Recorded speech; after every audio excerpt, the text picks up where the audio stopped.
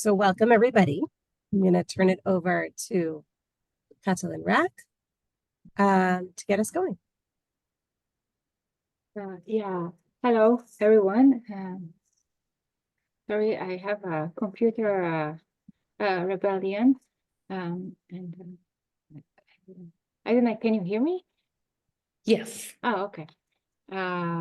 So I'm really pleased to be here, and I am more than that. I'm really pleased to be here because Rachel Gordan is with us, and her first book, her first monograph, I should say, is a really exciting read. I have been fortunate to be at another book talk that she delivered, and I really hope that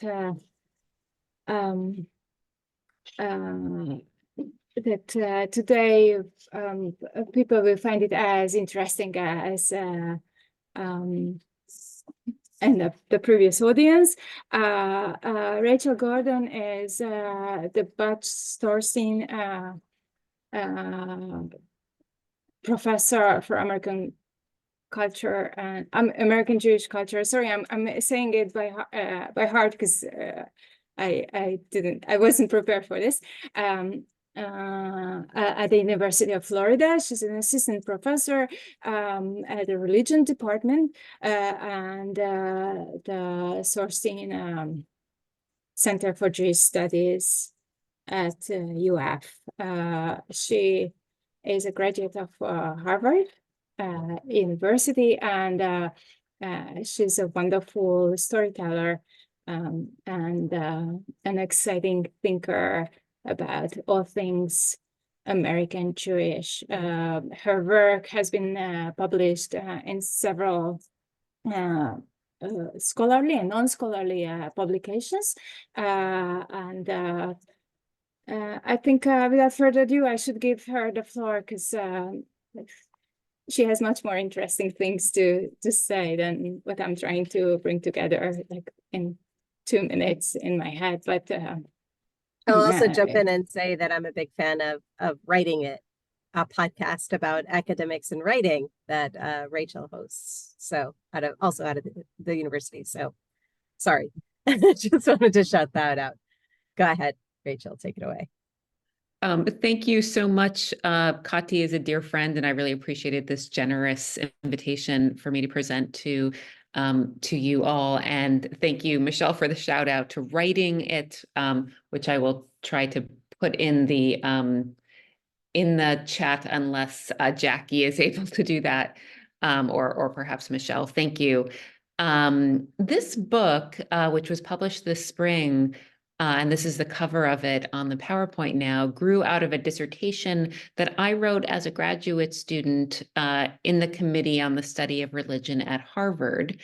And the big question I was trying to offer in that dissertation was, how and why did Jews seem to move from being members of a persecuted and marginalized race during roughly the first half of the 20th century to being considered members of a respected American middle-class religion in the mid-20th century and the latter half of the 20th century?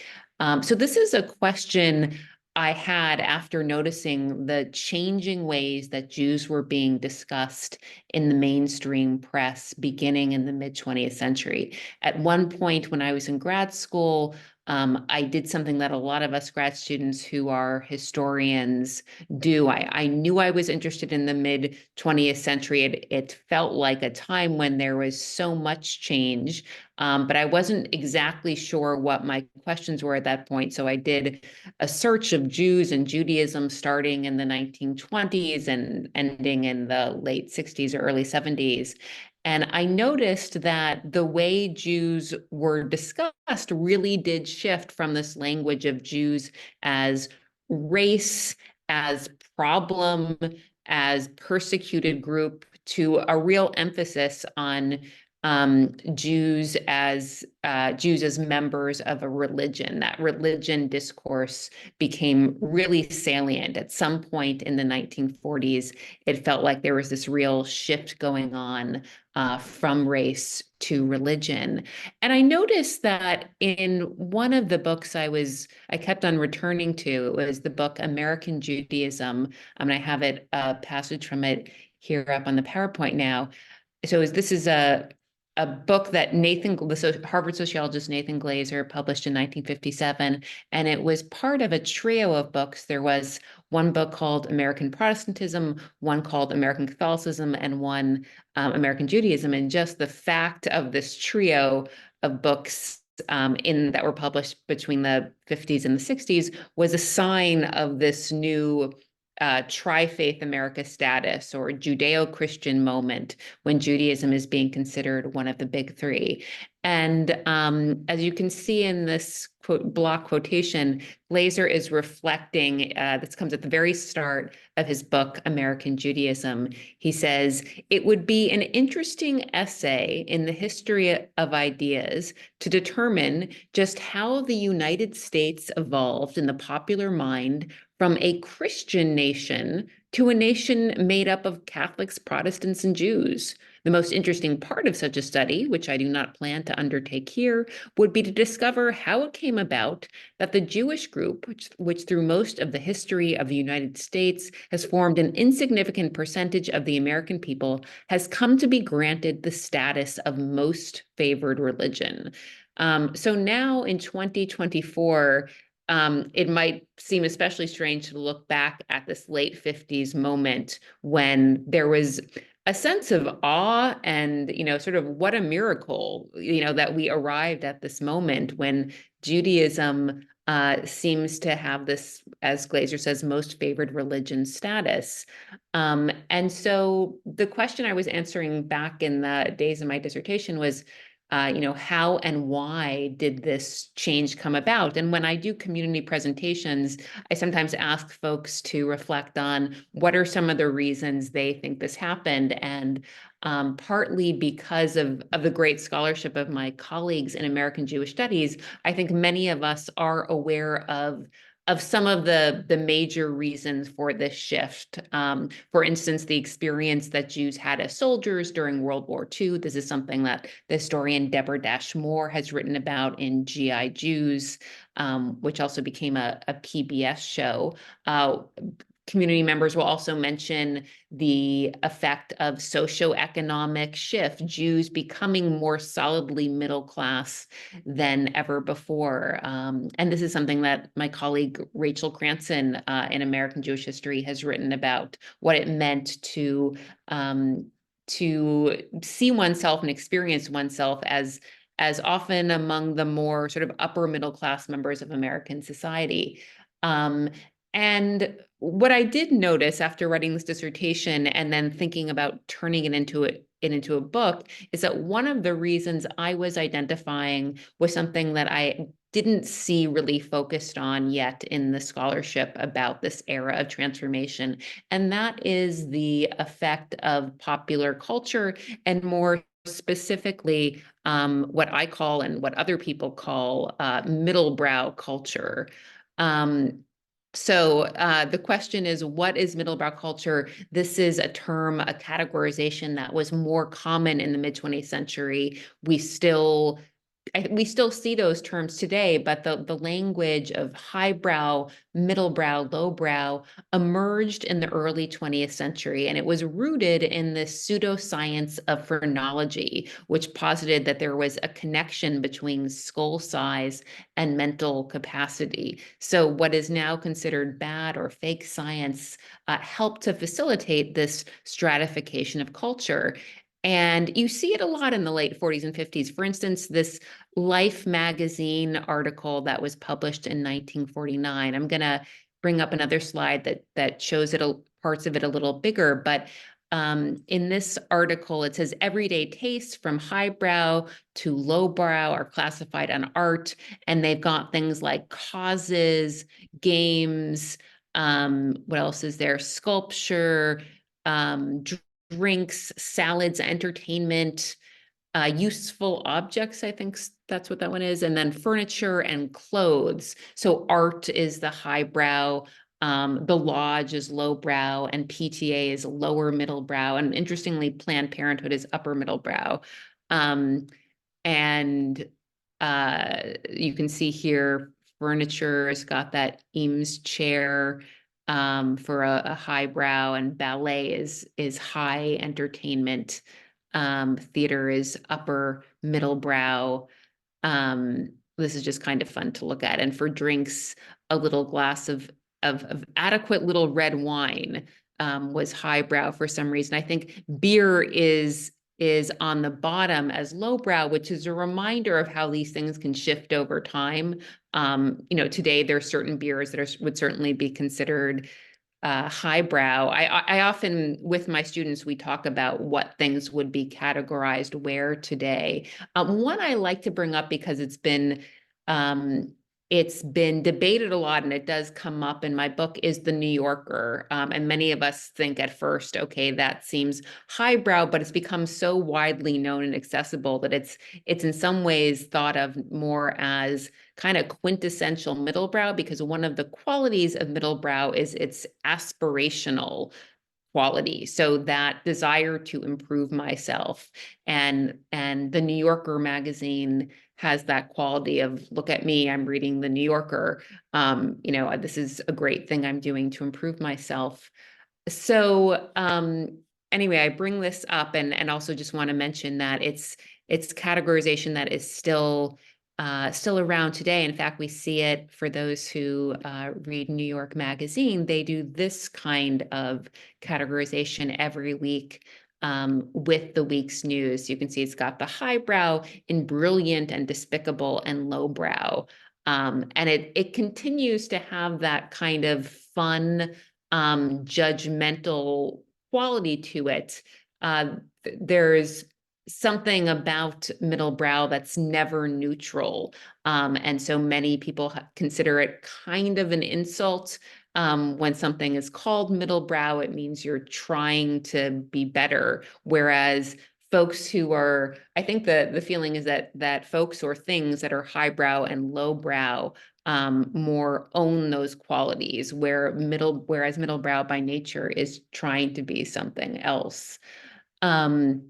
So what this middlebrow category is the one that is most central to my book, and its accomplishments lie in the way it normalizes and uplifts, making readers and viewers feel comfortable with what once seemed unacceptable.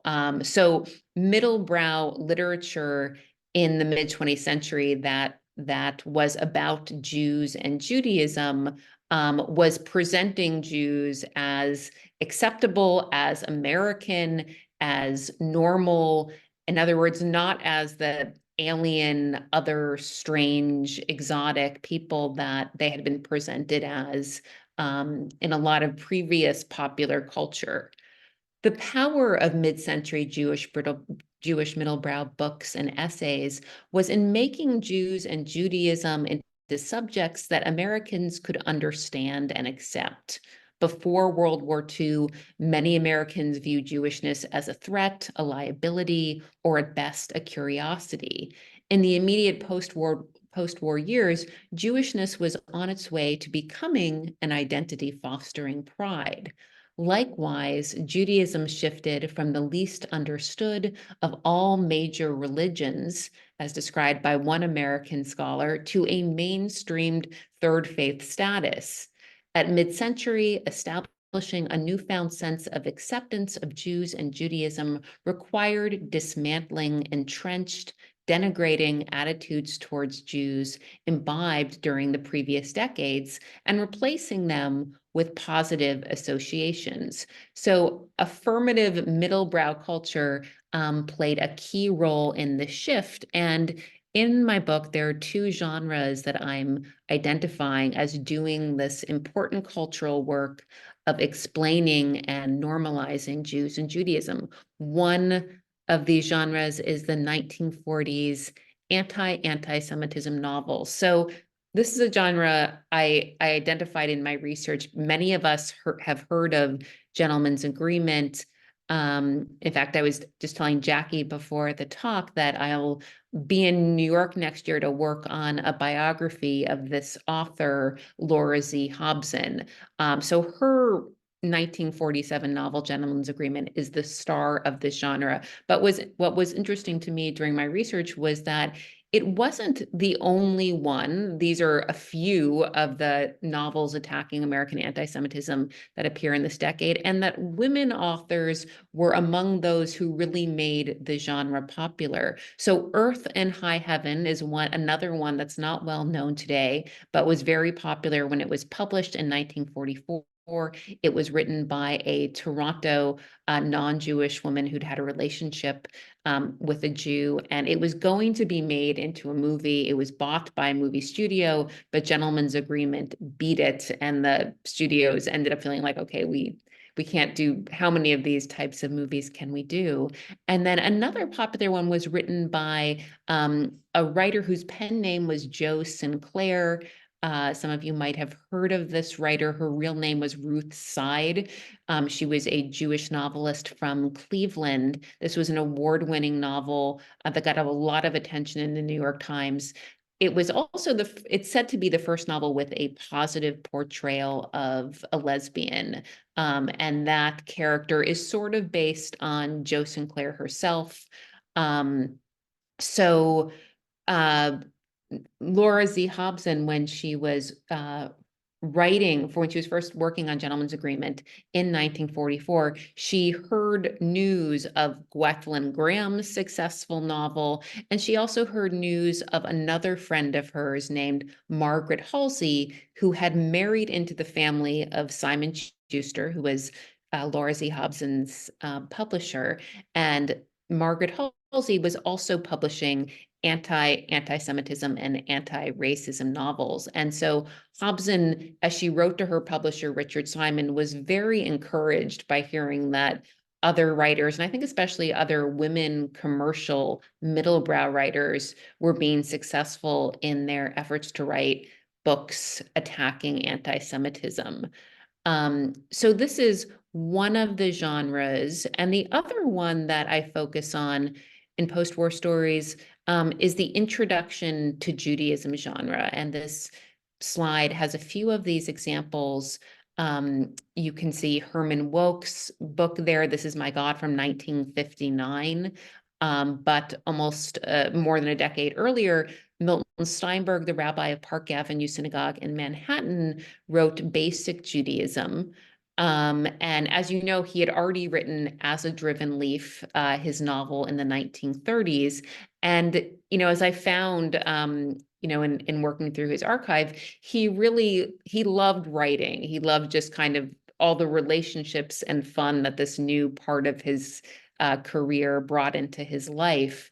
And as I discuss in the book, one of these relationships was with one of his congregants named Arthur Cohen, who became an important Jewish thinker, but was from a wealthy family who were members of Park Avenue Synagogue in the 40s.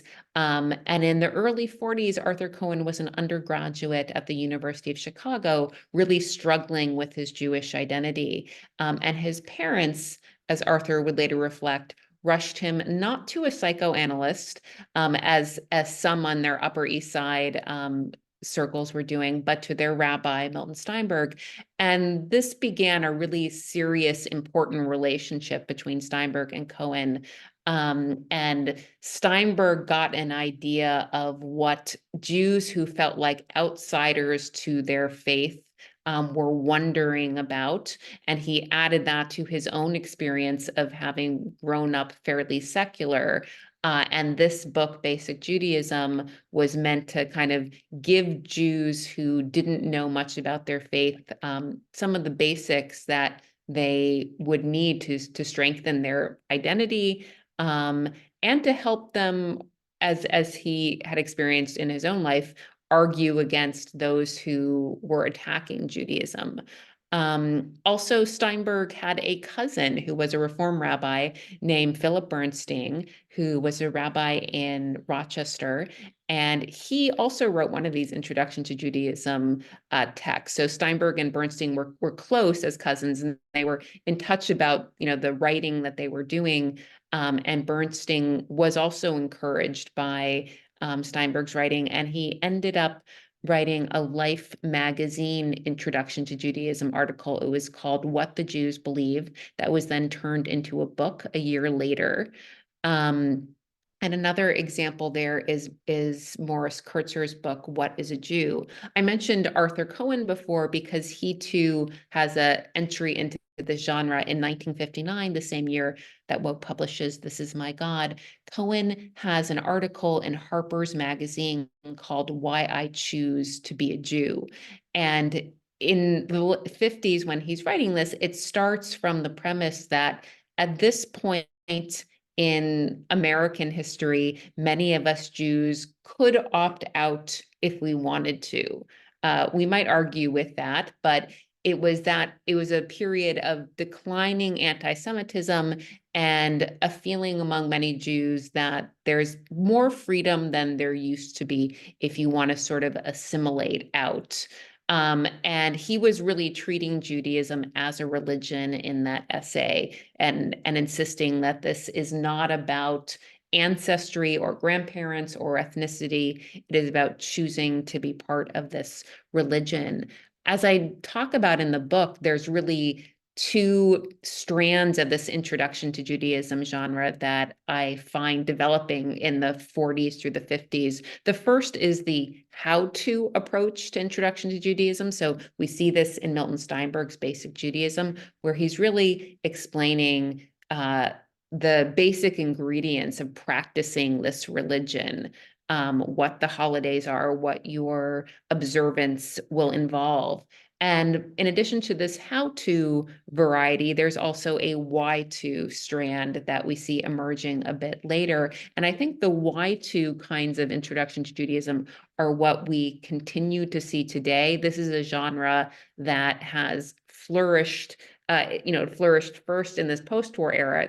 That is not to say that's the first time we see Introduction to Judaism, but it's the first time we have this number of these books and articles appearing in the US. It also has an earlier counterpart in Europe and Germany in particular, but here I'm talking about the US. So that's what I'm focused on. But in the late 20th century, we continue to see authors of this genre, including, as you all know, Anita Diamond, Rabbi Irving Greenberg, more recently, Sarah Hurwitz with her book, Here All Along, Noah Feldman, law professor at Harvard, actually had one that came out, I think, the same week that my book came out. And I do feel like following October 7th, it does seem like there is, I think, increased appetite for understanding Judaism. I've heard many Jews talk about that desire to understand again. And I wouldn't be surprised with, along with Feldman's, we see more of these Introduction to Judaisms that also talk about where Israel might fit into an American Jewish identity. So among the factors that made the mid-century an opportune time for a shift in American sentiment, in other words, a market for these kinds of books, both the anti-Semitism novels and then the Introduction to Judaism literature, was a new sympathy and interest in Jews that was evident by the late 1940s. At the start of that decade, after all, President Roosevelt had to all but swear that if the US entered the war, it would not be to save the Jews. That was how unpopular the Jewish cause in Europe was. But by helping to defeat the Nazis, Americans were then cast in the role of saviors of Jews. Americans may not have wanted to enter the war, as we know, but having won it and basked in American soldiers' reflected glory, they could see a new post-war reflection of themselves. Unwittingly, Americans had become allies of the Jews. It was a stunning turnaround in orientation, and one that required a new understanding of Jews and Judaism. So it's these authors in the late 1940s and 50s who were at the ready with questions that were just beginning to be asked. Critics have often judged middlebrow to be an undesirable cultural standing, regarding it as unserious and apologetic. My book, Postwar Stories, takes a different perspective by exploring the cultural work of these two neglected streams of mid-century Jewish middlebrow. In its moment, this literature helped readers understand how Jews, who were once considered threatening foreigners, belonged in the United States.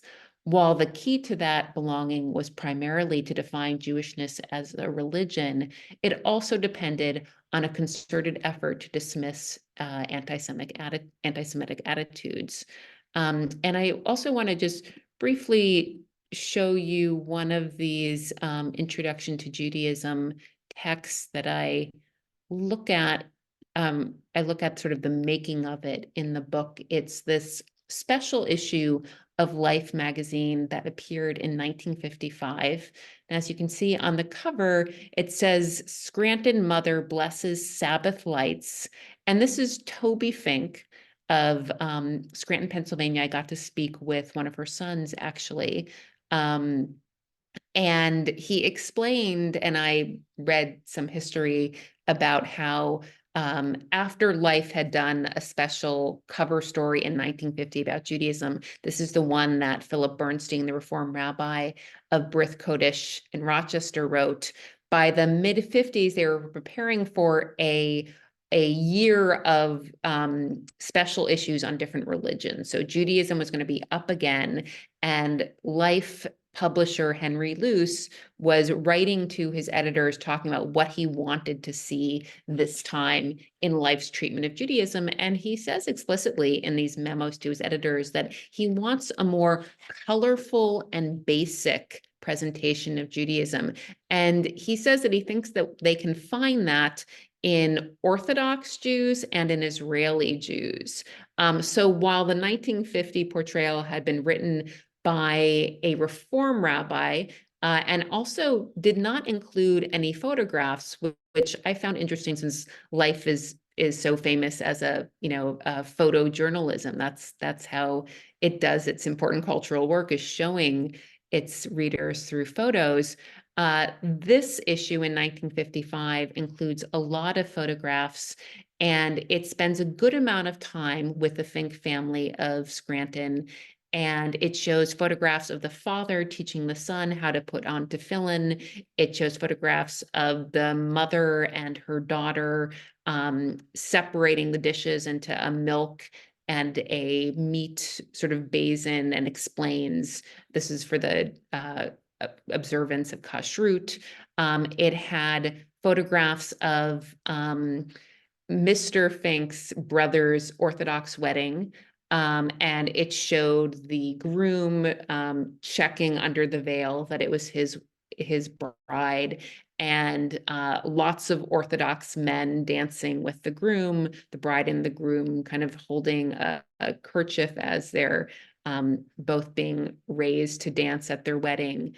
And they were a pretty upper middle class modern Orthodox family that had been in the US for 3 generations. As the Fink son told me, and as someone who worked at YU, who was involved in finding this family, wrote in his reflections, Life was looking for a family that had been in the US for a few generations, was living outside of New York, and was involved preferably in something that didn't play on any negative Jewish stereotypes. So this family had a big farm. So they were farmers, not in New York, settled in the US for a while, and Life also wanted some big family celebration that they could photograph. So it had this family wedding coming up. So although at first, when Toby Fink and her husband were asked if they would participate, they said no, the person from YU who was asking them to volunteer said, you know what, this is really basically he said it was like a mitzvah. You guys are a great family. Think how well you will represent orthodoxy, and think of what a special issue in Life magazine means. We don't normally get to do this kind of PR. And this is also happening at a time, 1950s, when YU and orthodoxy was more conscious of its image and of the need to let Americans know what modern orthodoxy could mean, that it wasn't just this old world relic, something that seemed only European or poor or immigrant or associated with all sorts of things that Americans, found unattractive, but that modern Americans lived this way and could choose to live this way. And after some persuasion, the Fink family agreed, okay, this is important.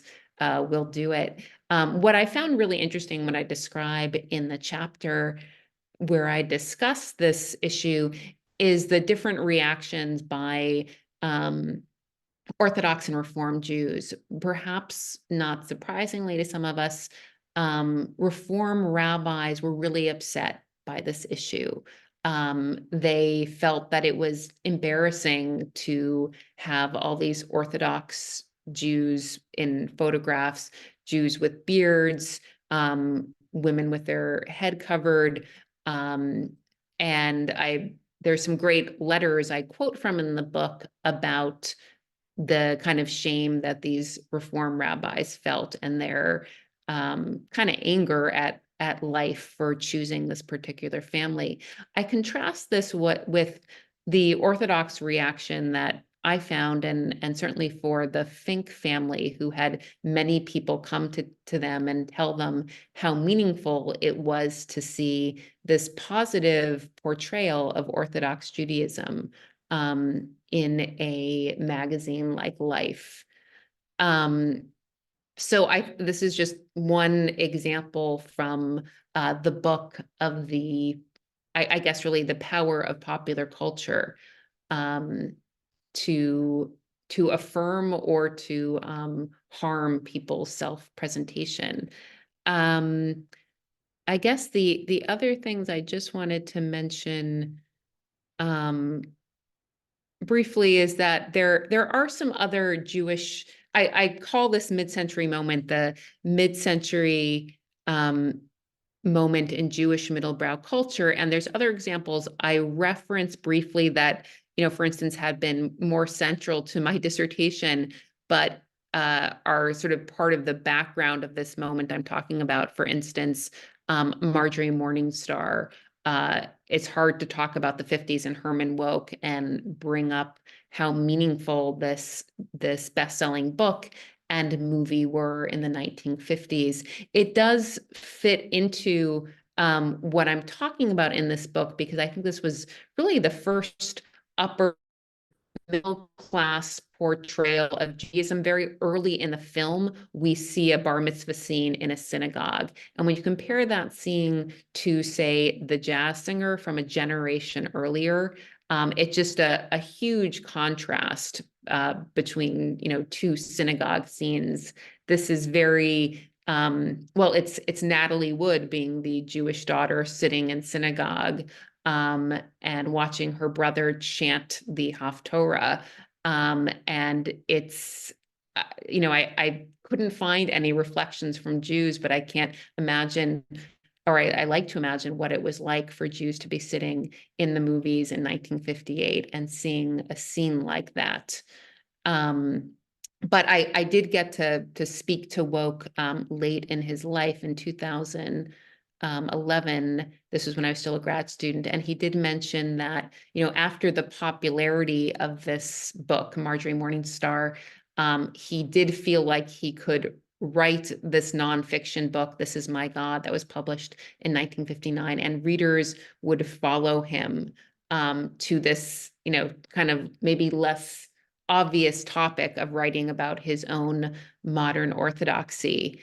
But in that book, This Is My God, we see Wouk using the how-to approach to writing about Judaism as he weaves in his own life story and explaining why he embraced observant Judaism after having an earlier period of his adult life when he lived a more secular lifestyle. In fact, I'd say that's a feature that we really see in a lot of these introduction to Judaism books in its sort of later stage, 50s and later, where authors are often bringing in their experience of living outside the tradition.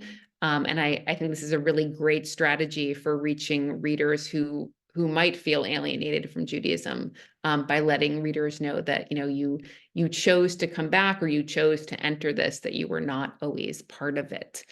So I've mentioned just some of the features or the themes in this book, but I'd love to hear your thoughts or respond to any of your questions. So thanks so much for inviting me to speak for a bit.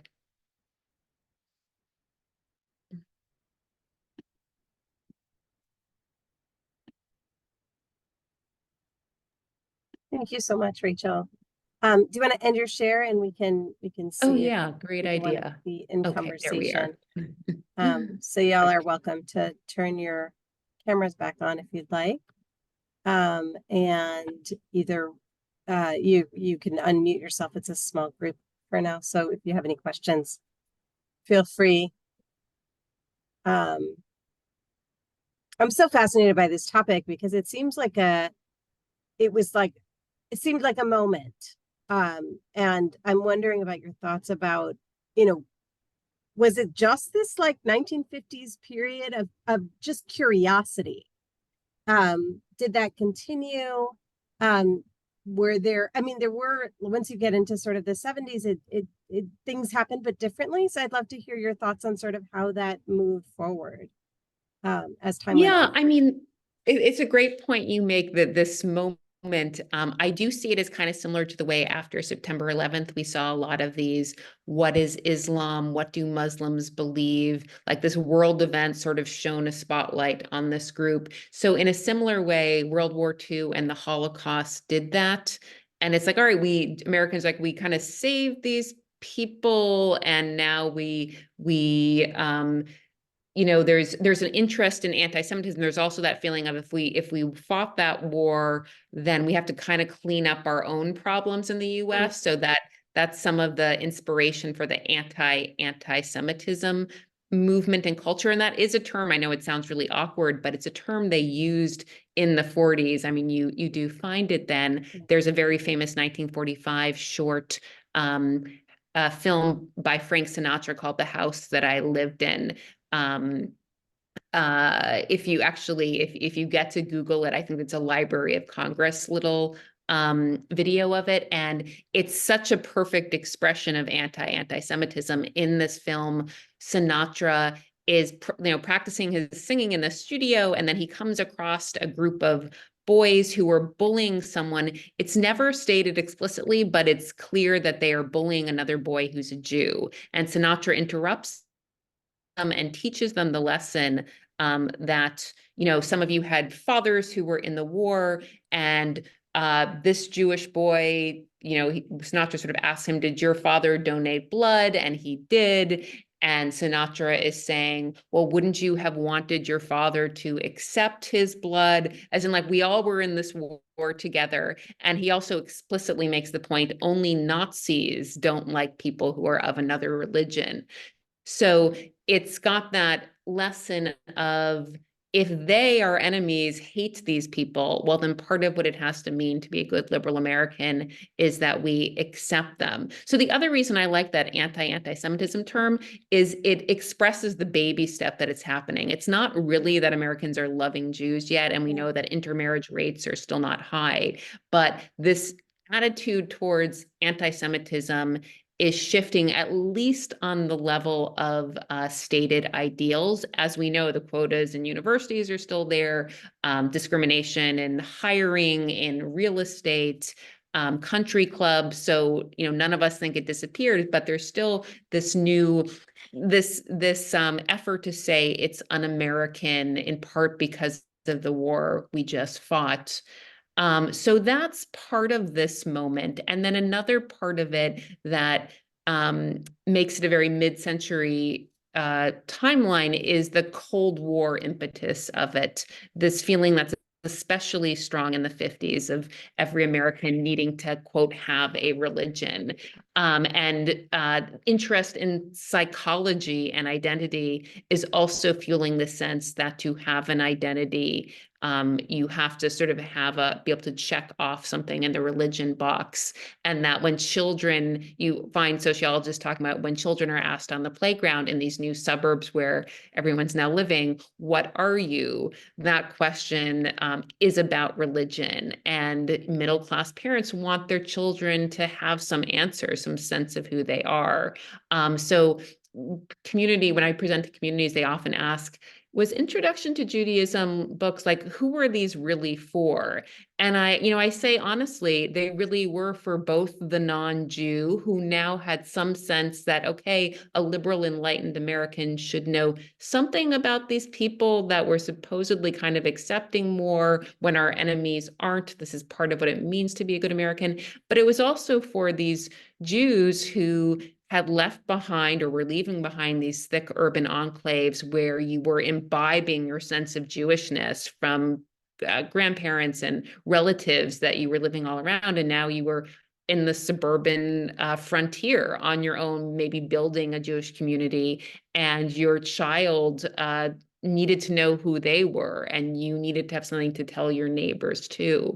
And also for these, returning GIs who during the war, some who had grown up more secular or who grew up with more shame around their Jewishness because it had just been that sign of difference and foreignness. They had been in the army where sometimes there was a feeling of, oh, even the US Army sort of respects my religion because they made sure we had this Seder, and my non-Jewish fellow soldiers are saying to me, oh, aren't you going to that Passover Seder thing that they organized for you? And that gives me, this Jewish soldier who never felt comfortable talking about my religion, some sense of, there's a space made for this, and now I want to maybe, understand it and wear this part of my identity with greater dignity.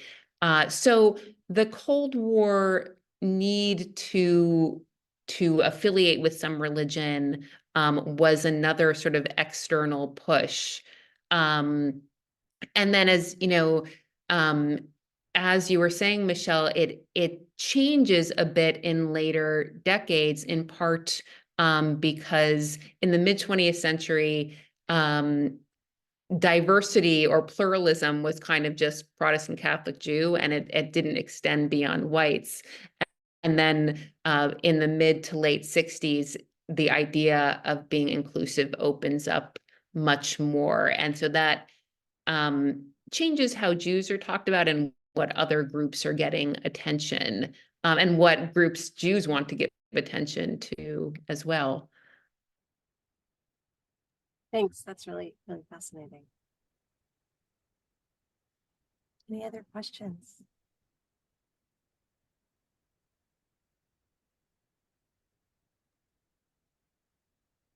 I think we should ask Rachel what's going to happen with the next book project. Oh, thanks, Kathy. So I am, as I mentioned, working on this biography of Laura Z. Hobson. And, I'd be interested if any of you have heard of her. I like to think that in my own field of American Jewish studies, I've actually raised awareness of her. I now know many of my colleagues do teach her a bit. She had a very interesting life. Born in 1900, her father, Michael Zemetkin, helped to found the Jewish Daily Forward. Her mother, Adele Keen Zemetkin, wrote a woman's column for another Yiddish paper. So she had these real Yiddishist roots. And her parents bring up her and her twin sister in Jamaica, Queens, in order to give them a more American upbringing. And she graduates Cornell after transferring there from Hunter College. She graduates in 1921 and works in advertising, and then at Time magazine becomes quite close to Henry Luce and eventually his second wife, Claire Booth Luce, and has a lot of these literary kind of friends like Bennett Cerf, and Simon, Richard Simon, Edna Ferber, and she writes her first novel in 1943, or publishes it then. It's about refugees from wartime Europe. And, you know, as I say in Postwar Stories, because I start to give a little bit of background to her, no one would have expected that Laura Z. Hobson would write this very important, or really most important, post-war novel attacking anti-Semitism. She had no connection to Jewish community for really all of her life. I did get to speak with both of her sons and sort of gave them my hypothesis, which was that Hobson had never attended, this was my guess, Hobson had never attended a Passover Seder or a Shabbat dinner. And they said, yeah, that is really most likely true. She grew up in a really secular atheist home, and she never denied she was Jewish, but she had many Jewish literary friends in New York who were as secular as her in the 40s, and she kind of valued that identity. So it's, in combination with what I found in Postwar Stories, it's interesting to me how often folks who've spent time on the outside of Jewish communities, who are Jewish themselves, but really aren't in the center and aren't in the establishment, end up being kind of important writers about Jewish topics. Woke, his time as a secular Jew, I think really helped him see his own orthodoxy in a different way. Arthur Cohen also grew up without much of a sense of Jewishness and described himself as someone who came to it later in life. Milton Steinberg also experienced himself as someone who came to Jewish religion later, having grown up fairly secular. So Hobson, in addition to writing this most important of anti-Semitism novels, writes she writes almost 10 novels, but several of them are on kind of social issues that she feels have not been getting enough attention, including her 1975 novel, Consenting Adult, which is considered a landmark gay novel, and it was based on her own having a gay son. So she was writing that in her 70s. And for those of you who don't remember Gentleman's Agreement, it is about a non-Jew who pretends to be Jewish in order to experience anti-Semitism and write a magazine article about anti-Semitism. And she actually follows a very similar model in her sort of gay novel, Consenting Adult. It is also not from the perspective of the actual gay person, or not from the perspective of the Jew, in Gentleman's Agreement, but is instead from the perspective of a parent who is bravely coming to terms with having a gay son. So it reads very dated today, but in its time, it was actually, as people told, as other gay men told Laura's son, they gave it to their parents as kind of a tool, as a model of what it might mean to be a parent accepting this kind of identity from their child.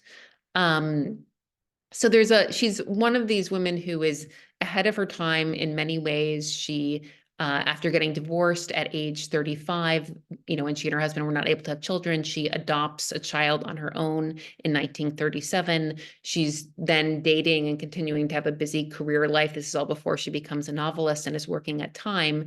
And she finds herself pregnant in her early 40s and decides to have that child on her own in 1941. So she's a single mother. She's making good money. So she's able to send them to the best private schools in Manhattan, and then they both graduate from Harvard. So she's a kind of successful single mother. And she's continuing her writing career, even as she deals with a lot of issues in aging that I think we all deal with in her 50s. You'd think after writing Gentleman's Agreement, it would be sort of smooth sailing.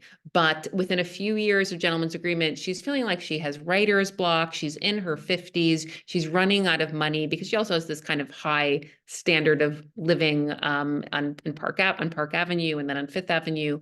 And so she sort of tries to reinvent her career. She tries television, she tries radio. She's a syndicated columnist for a while because her friends are editors of Good Housekeeping and McCall's, and there are other people in high places who can help her out. And she does these things for a while, to support herself and her sons until she's able to write her next book. And that's the book First Papers, which is actually about her Russian Jewish parents.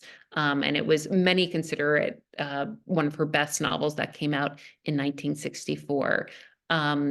So this is someone who had many interesting chapters and was also really thinking about how to age in a way that allowed her to continue to take on meaningful projects into her 70s and 80s. And so I think she's someone that readers will find interesting today too. I just did a quick search of her finding aid. And the word Jew does not appear, nor does the word, I just searched Semitism because I wasn't sure how they were going to spell anti-Semitism, also does not appear anywhere, which is Michelle, it's a very great interesting. point. Yeah, when I was in part of what may be interesting is when I was interested in her when I was in grad school, I was at a lecture at the Radcliffe Institute, and Vivian Gornick was giving a talk about American Jewish writers or American Jewish fiction, and she mentioned this era of novels about anti-Semitism and related issues in the 40s, and she was mentioning Gentleman's Agreement, super important, but wasn't written by a Jew. So, and at that point was enough into my research that I was like, and sort of, I then got a recording of her talk just to make sure I had heard that right. It seemed really telling and interesting that even someone as knowledgeable about Jewish literature as Vivian Gornick would make that mistake. And I do feel like Hobson has been sort of misremembered and excluded a lot from this canon, in part because her novels are so assimilationist, as was her own life. Yeah, I mean, contrasting it to Herman Wouk papers, which we have as well, and it also has to do with he was very involved in the Jewish community, after a certain point. So there's a lot of correspondence there. But yeah, this is just really interesting. I appreciate it, obviously, because these collections are at my institution, so it's exciting to hear about this. But thank you so much. Thank you for joining us, Katya. I don't know if you wanted to add anything else. Before I'm very happy that we have this. That's all my input. Thank you. Yeah, thank you so much for joining us. And we're gonna put the recording up on our YouTube, and looking forward to seeing what you do next. So we're really looking forward to this. I'm looking forward to it. So thank you so much, Rachel. Thank you. Thanks all for being here. All right. Have a good one, everybody. Bye-bye. You too.